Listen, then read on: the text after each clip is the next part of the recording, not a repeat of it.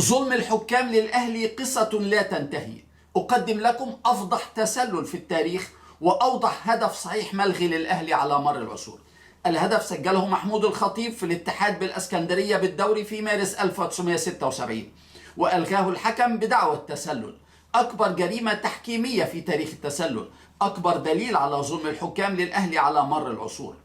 الخطيب كان في نصف ملعبه عندما مرر له مختار الكرة في الدقيقة الأخيرة، بل كان الخطيب قبل دائرة الوسط، أي أنه قبل خط الوسط بأكثر من 10 ياردات كما ترون في الصورة. اندفع الخطيب بسرعة وحامل الراية يجري بأقصى سرعة ليلحق به، ومن أول لمسة له مع الكرة راوغ الخطيب الحارس العمراوي باقتدار من مسافة بعيدة وأودع الكرة الشبكة الخالية، هدف ولا أسرع ولا أجمل ليفاجئ الخطيب والأهلي والجميع بقرار الإلغاء الظالم. الحكام ذبحوا الأهلي بطرق خيالية على مر العصور، لكن الأهلي لا يشكو ولا يصرخ.